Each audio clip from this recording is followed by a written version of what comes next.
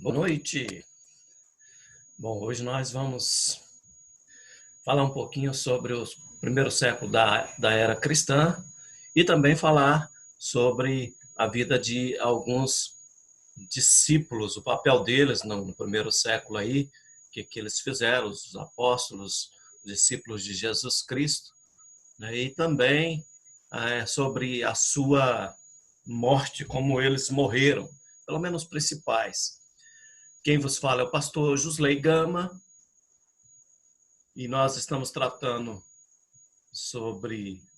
hoje sobre essa aula em especial, que fala sobre os primeiros séculos, a expansão do cristianismo. Eu sou professor no Seminário Evangélico da Igreja de Deus, também tenho bacharel em administração e teologia, tenho mestrado, estou mestrando em ministério, e meu canal no YouTube é esse, né? Basta você escrever Pastor Jusley Gama, e lá você vai encontrar vários vídeos. Eu tenho mais ou menos 62 vídeos gravados, com sermões, com aulas de homilética, aulas da carta aos Romanos.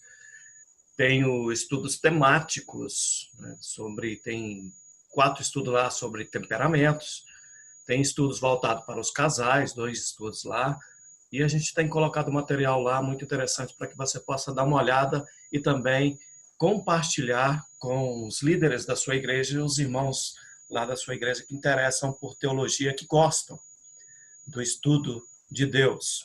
Amém, meus irmãos? Então me ajude a divulgar esse material aí, entre lá na minha página e se inscreva no meu canal.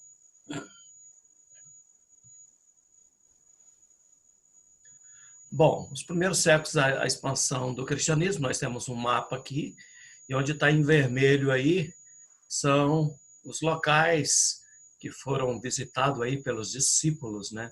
Principalmente o apóstolo Paulo, né, que teve em boa parte aí desses países, dessas regiões aí, dessas cidades, e pregando e anunciando o evangelho. Isso está no Império Romano, em 117 depois de Cristo.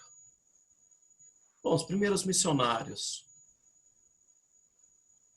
Os primeiros cristãos, eles não tinham prédios de igrejas, eles normalmente se reuniam nas casas, eles não tinham cerimônias públicas, visando com isso apresentá-los ao público, como nós temos hoje vários prédios de igreja que temos esse costume. Então, como uma pergunta que poderia surgir é como poder explicar a sua expansão constante e diversificada ao longo dos 3 primeiros séculos, 300 anos depois, os 300 anos aí depois da morte de Cristo, o evangelho cresceu assustadoramente, mas também foi perseguido assustadoramente. Depois da morte de Jesus, os apóstolos foram, em grande parte, responsáveis pela expansão do cristianismo primitivo. Coube a eles essa tarefa. E os convertidos também, eu estava convertendo aos milhares, se a gente pega o livro de Atos lá, no capítulo 2, nós vemos Pedro fazendo um discurso lá e milhares de pessoas se convertendo.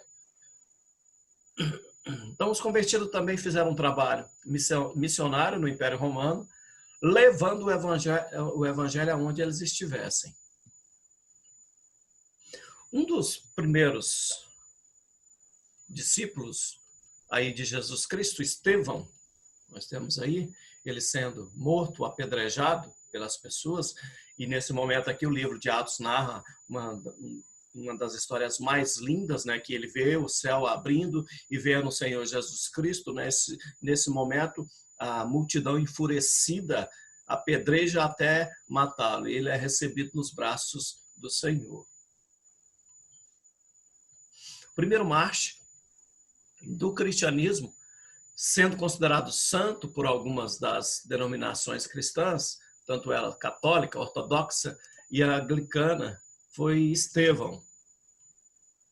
E a história de Estevão aparece nos capítulos 6 e 7 do livro de Atos.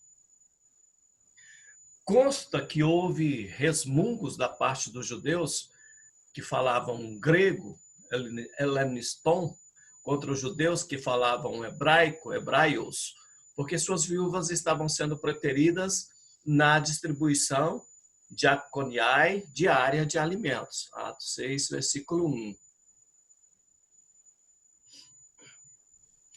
Os apóstolos aqui convocaram, então, os discípulos e propuseram que fosse formada uma comissão de 7 homens acreditados, cheios do Espírito Santo e de sabedoria, Atos 6:3, que se incumbiria da distribuição, desse cuidado. Estevão era um homem cheio de fé, Espírito Santo, Atos 6:5, estava entre esses homens. O nome grego de Estevão parece indicar que fosse judeu helenizado. Segundo o livro de Atos de Apóstolos, Estevão foi um dos 7 primeiros diáconos da igreja nascente, logo após a morte e ressurreição de Jesus, pregando os ensinamentos de Cristo e convertendo tanto judeus como gentios. E Estevão, meus irmãos, pertencia a um grupo de cristãos que pregavam uma mensagem mais radical, um grupo que ficou conhecido como os helenistas, já que os seus membros tinham nomes gregos e eram educados na cultura grega, e que separou do grupo dos 12 apóstolos. Ele foi detido pelas autoridades judaicas, levado diante do Sinédrio, a Suprema Assembleia de Jerusalém, onde foi condenado por blasfêmia, sendo sentenciado a ser apedrejado, conforme Atos capítulo 8.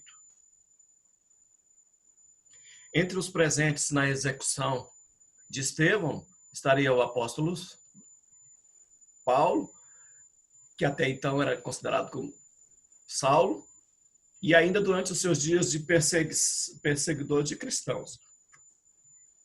Outro discípulo aí de Jesus Cristo, Tiago, filho de Zebedeu, ele foi martirizado em 44 depois de Cristo. Ele foi um dos 12 apóstolos de Jesus Cristo. Segundo o Novo Testamento, Tiago era filho de Zebedeu e Salomé e irmão do apóstolo João Evangelista.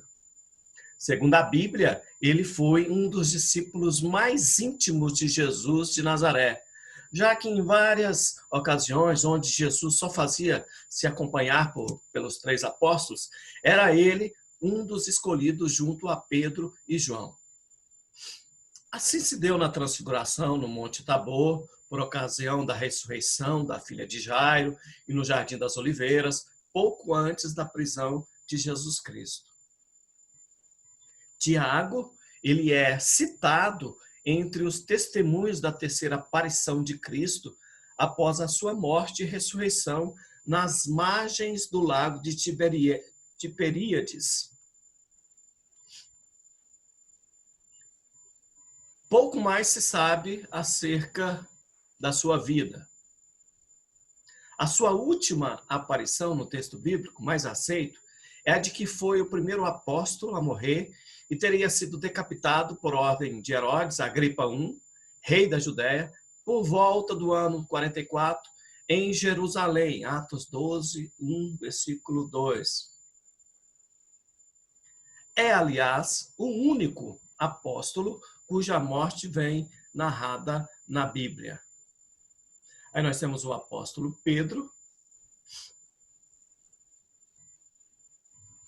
Ele também foi um dos 12 apóstolos de Jesus Cristo, os discípulos, segundo o Novo Testamento, e mais especificamente, os 4 evangelhos narram sobre o apóstolo Pedro, discorrem sobre a vida dele. A Igreja Católica considera Pedro como o primeiro bispo de Roma, sendo por isso o primeiro papa da Igreja Católica, e até hoje, o detentor do mais longo papado da história, cerca de 37 anos.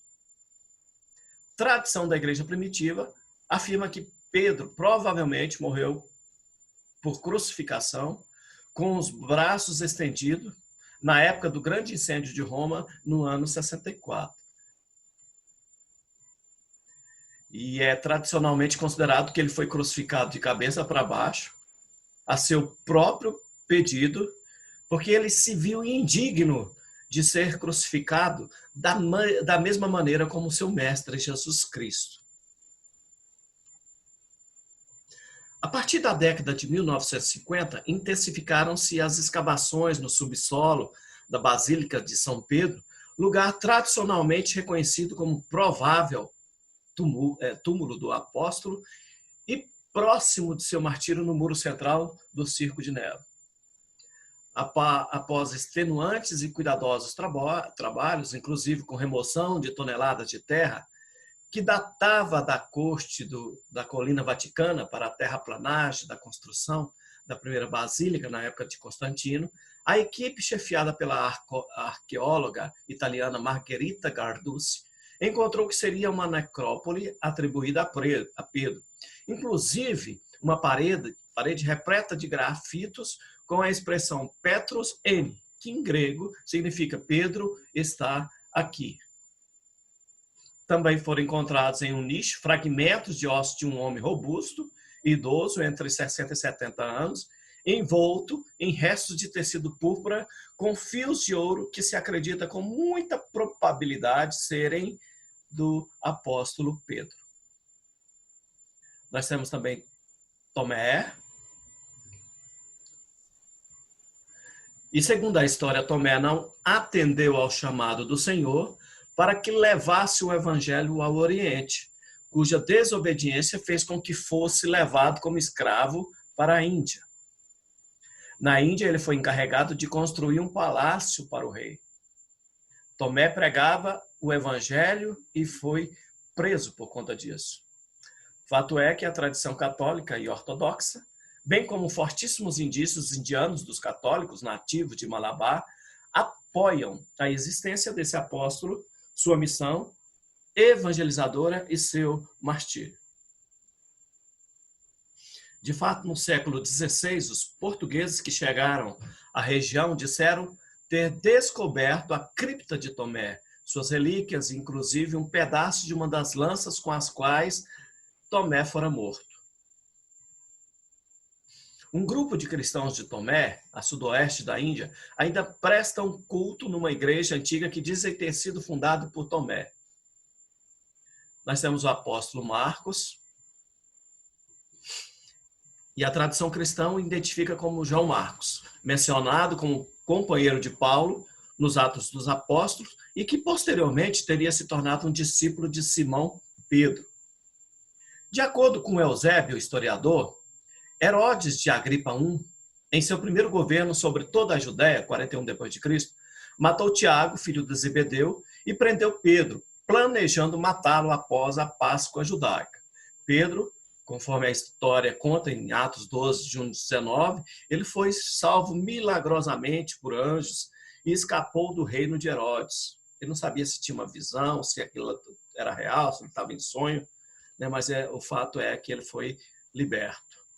Em algum ponto pelo caminho, Pedro encontrou Marcos, o evangelista, restaurou a sua fé após ele ter deixado Jesus em João 6:44, 66, e tomou como companheiro de viagem e intérprete.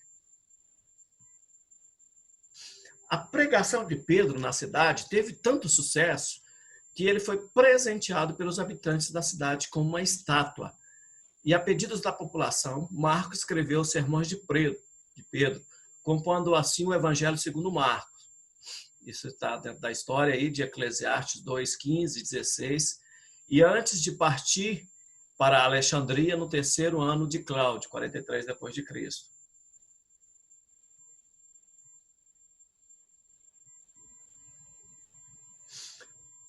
Lá, Marcos, ele fundou a igreja de Alexandria, cuja sucessão até os dias de hoje é alegada por diversas diferentes denominações, desde a Patriarca de Alexandria, mas principalmente pela igreja ortodoxa copta. Ele, então, se tornou o primeiro bispo de Alexandria e tem a honra de ser também o fundador do cristianismo na África. Os pagãos da cidade ficaram ressentidos com seus esforços para converter os alexandrinos da religião tradicional helênica. Conta esta tradição que eles colocaram uma corda à volta do seu pescoço e o arrastaram pelas ruas até que estivesse morto. Temos ainda Filipe. Diz a tradição, através de Eusébio de Cesareia, que era casado, tinha 2 filhas e teria realizado muitos milagres.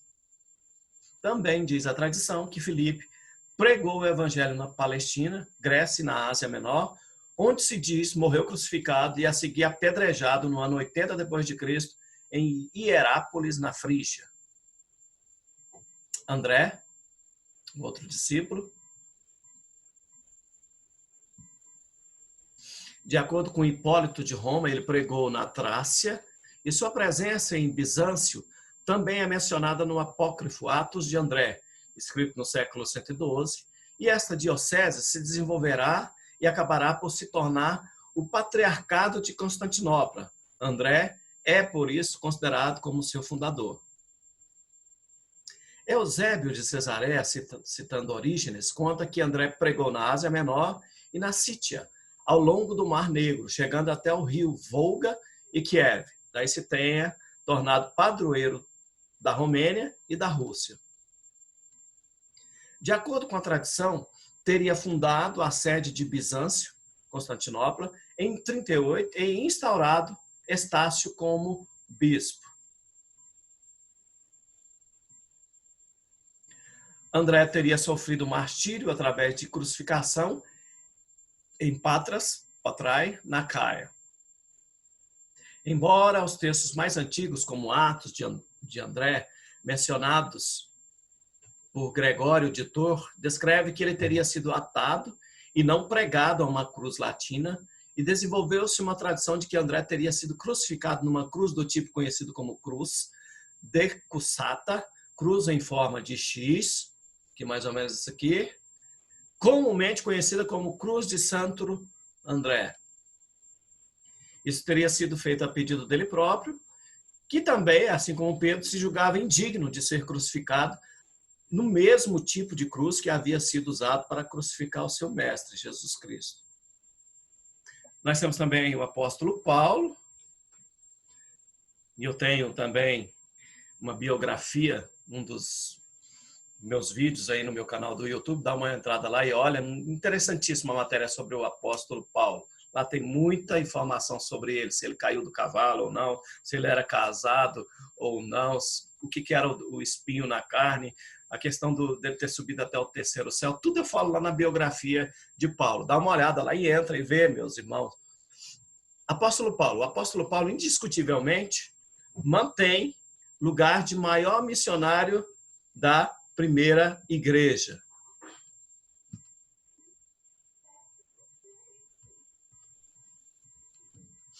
Suas viagens levaram a cidade através de todo o mundo mediterrâneo, onde estabeleceu eficazmente igrejas nativas. Paulo, meus irmãos, ele concentrava esforços em centros populacionais estratégicos, centros de grande influência política, dos quais ele teve muito contato, rapidamente levado para as regiões, e ali ele pregou o evangelho com toda a autoridade.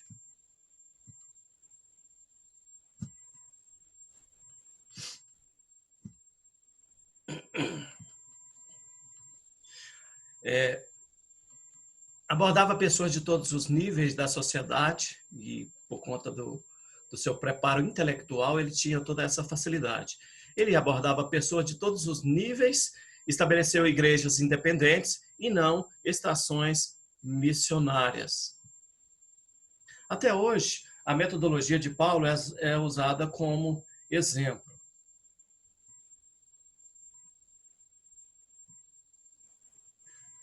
Primeira viagem missionária, ele fez 3 viagens missionárias registradas no livro de Atos, e a primeira viagem levou Paulo de Antioquia até Chipre, passando depois pela Ásia Menor, Anatólia e de volta a Antioquia.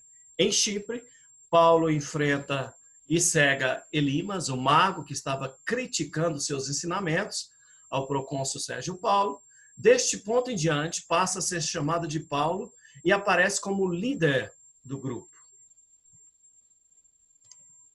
Quando chegaram em Perge, João Marcos, que acompanhava o grupo, voltou para Jerusalém e os dois foram para Antioquia, na Pisídia. Paulo profere um longo discurso e converte muitos, mas o grupo acaba sendo expulso da cidade, Atos 13.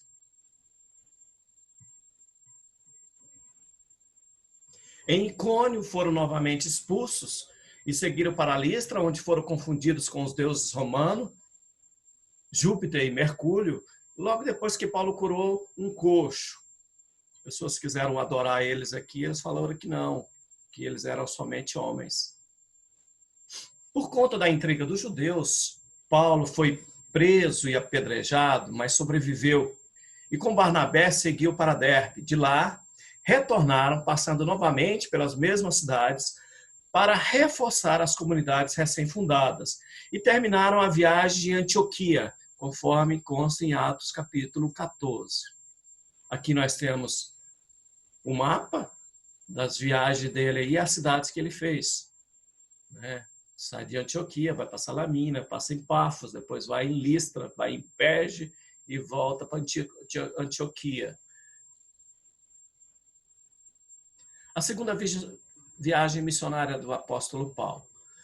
Paulo partiu para a segunda viagem missionária de Jerusalém, onde estava sendo realizado o concílio com os outros apóstolos, no qual a obrigatoriedade da circuncisão foi retirada. E Paulo aqui ele discursa, né, contra a circuncisão. Paulo e Barnabé, Judas e Silas partiram então de Jerusalém, levando os decretos dos apóstolos aos fiéis em Antioquia, que foram 3 resoluções ou 3 conclusões que eles chegaram para levar para os gentios, já que a lei era considerada muito pesada para eles. Paulo argumenta justamente isso aqui, ó, se eles mesmos estavam aguentando o jugo da lei ali, por que ia levar isso para os gentios? Então, Paulo e Barnabé, eles levaram esses decretos aqui, e nas províncias romanas da Síria e da Sicília. Chegando a Antioquia, eles cumprem a missão que lhes foi dada, sendo que Judas retorna para Jerusalém e desaparece da história, enquanto Silas permanece na cidade. Paulo e Silas viajaram para diversas cidades diferentes, como Tarso, Derbe, Listras, todos na Ásia Menor, e nesta última eles encontraram Timóteo e decidiram levá-lo com ele. Que Paulo até conversa com Timóteo para que ele fosse circuncidado, para que ele pudesse ser aceito até mesmo pelos judeus. Em Filipos, na Grécia, uma multidão incitada por homens insatisfeitos por conta do exorcismo ou da expulsão de um demônio, de um espírito maligno que atuava sobre uma escrava, que dava muito lucros aos seus patrões, ela fazia adivinhações, e aí ela ficou perseguindo Paulo durante várias semanas ali. Paulo cansou daquilo lá e ele, em nome do Senhor Jesus Cristo, expulsou o demônio. Aí, por conta disso, eles foram açoitados, prenderam Paulo e Silas. Diz o texto, que é um texto muito lindo, que à meia-noite eles cantavam, adoravam o Senhor. E aí, no louvor que eles estavam adorando a Deus, diz que é um milagroso terremoto, os portões da prisão se abrem, né? O carcereiro ele pega a espada para se matar, achando que todos os prisioneiros tinham fugido. Paulo grita para ele, não faça isso porque todos nós estamos aqui. O carcereiro pergunta, o que eu devo fazer? E aí Paulo fala para ele, crê no Senhor Jesus Cristo e será salvo tu e a sua casa. Então aqui nós temos que logo depois eles também foram soltos pelo carcereiro.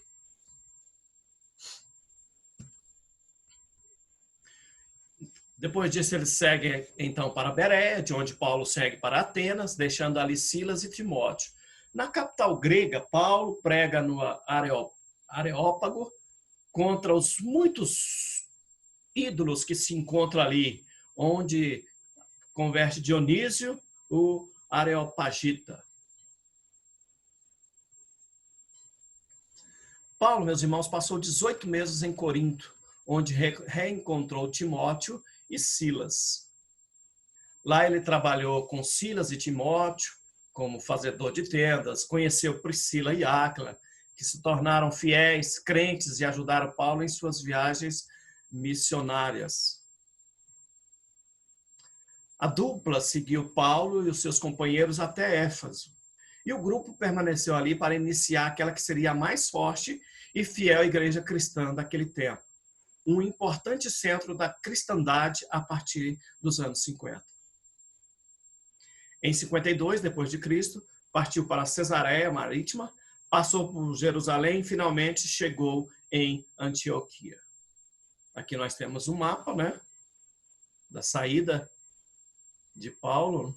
Né? Nós temos aqui, começando embaixo aí em Samaria, Antioquia, Tarso, Icônio, Antioquia de Pisaida, Troade, Filipos, Anfípolis, Bereia, Atenas, Corinto, Éfeso.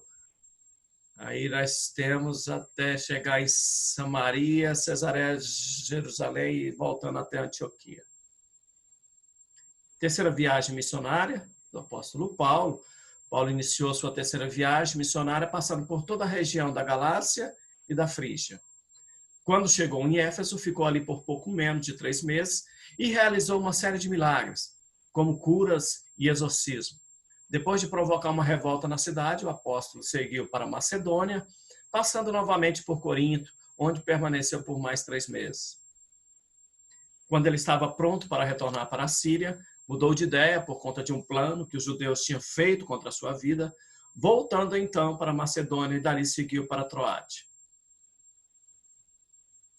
A viagem de Paulo, que pretendia chegar em Jerusalém para celebrar o Pentecostes, entre maio e junho, continuou passando por Assos, Mitilene, Quios, Samos e Mileto, conforme Atos 20.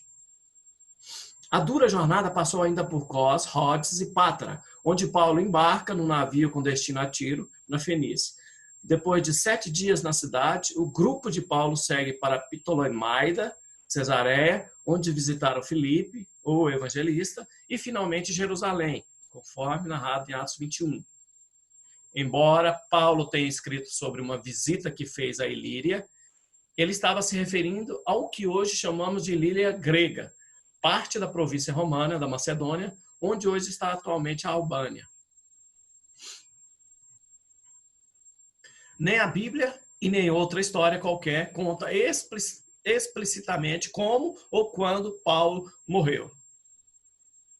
De acordo com a tradição cristã, Paulo foi decapitado em Roma durante o reinado do imperador Nero, em meados dos anos 60, na Abadia das Três Fontes. E o tratamento mais humano dado a Paulo, em contraste com a crucificação invertida de Pedro, foi graças à sua cidadania romana. Aqui nós temos o mapa da terceira viagem. Ele começa em Antioquia, Tarso, Derbe, Icônio, Antioquia da Pisaida, Éfeso, Esmina, Pérgamo, Troade.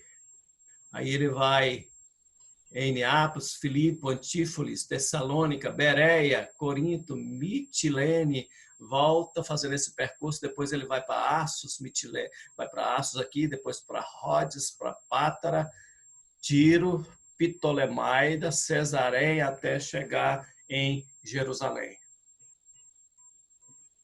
Nós temos ainda Policarpo de Esmirna.